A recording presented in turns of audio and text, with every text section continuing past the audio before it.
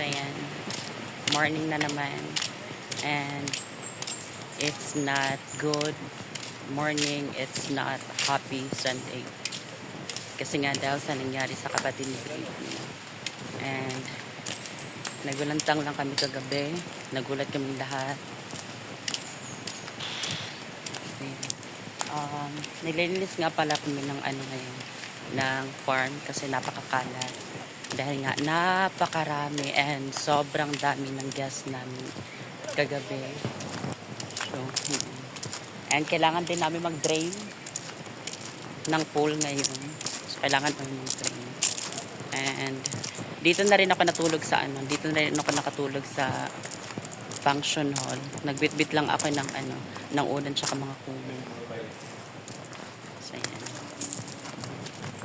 Morning po. Sir? Wala pa kay sayo po man. Mga ano pa mong good, mga udto pa ang magdula ang so may mga gas na tayo ng mga players ng pickleball. So, hey, ganun talaga ang buhay. So, Britney to Life or Britney Scares in YouTube. Britney, pakatatag ka Brit kasi ganun talaga. Hindi natin hawak yung buhay natin. Hindi natin alam kung kailan tayo babawian ng buhay.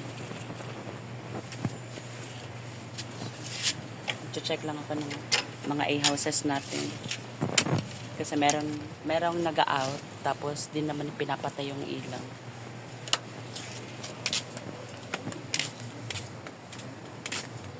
So, another one. Britney to Life. Pakatatag ka, Brit. Nararamdaman ko yung nararamdaman mo ngayon.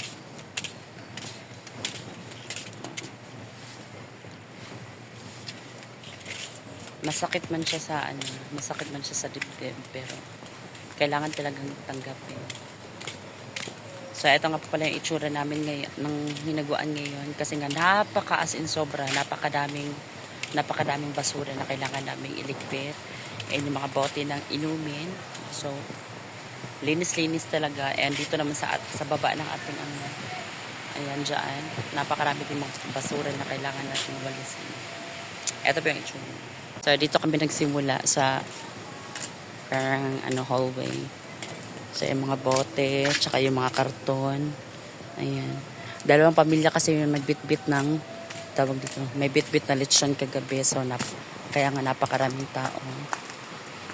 And isang pamilya din sila, parang isang barangay talaga. And dito naman sa baba, ayan, yung mga kalat-kalat.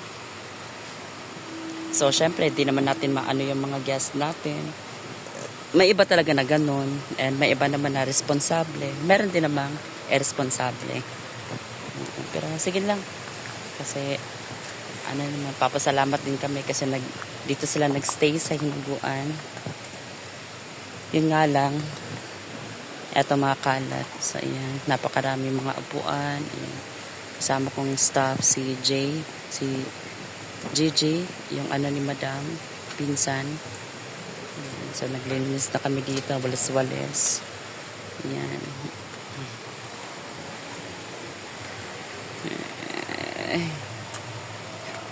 Walis mga tao. Continue ko muna yung pinagagawa ko dito.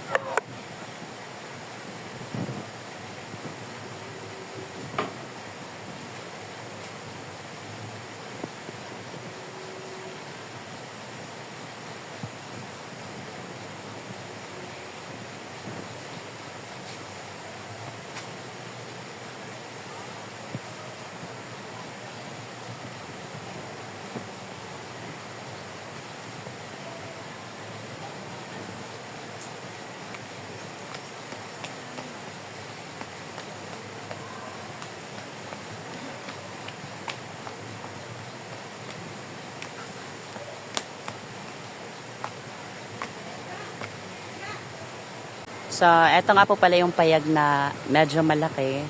So, nagkakahalaga lang siya ng 300 pesos kung rerentahan niyo siya. And dalawa po itong malalaking, medyo malaki na mga payag. Ito yung tinatawag na payag dito sa amin, sa mga Bisaya. Ayan. Or cottages sa iba. Diba? So, ito yung meron kami mga sign dito na mga prices na nilalagay sa sa haligi na tulad nito, nilalagay namin siya diyan. Payag para makita nila kung magkano yung presyo ng mga payag namin, para kung gusto man nila magrenta makikita nila and para dediretso na lang sila doon sa ating tindahan. Pero yung ginawa nila, tinanggal kasi ginawang pamaypay. Di ba? Grabe naman talaga, oh. Ganyan po yung ginawa sa iba. Eto, hindi pa siya nilagyan ng alambre or para sinabit. Kasi nga nakadikit, kasi nga, oo, nakadikit siya. And syempre baka alam naman namin. Yung pagkakaakala namin na hindi siya tatanggal kasi nga nakadikit. Wala talaga, tinanggal pa rin. Imbis na pang to sa mga customer para makita nila. Ayan. Para alam nila kung magkano yung rentahan nitong mga payag namin. So yung ginawa sa iba, dahil nga ganun din yung ginawa, tinanggal din. So nilagyan na lang ng mga alambre. So shout out sa mga andyan. Sana naman din kayo ba para hindi naman mahirapan yung mga staff. So eto yung di ba? Pero thank you so much pa rin kasi dito kayo nag-spend ng inyong gabi sa Hinagua Nature Park owned by Madam Brenda.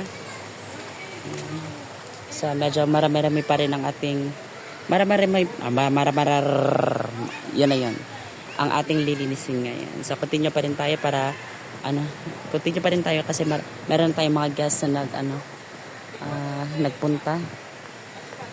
Ay.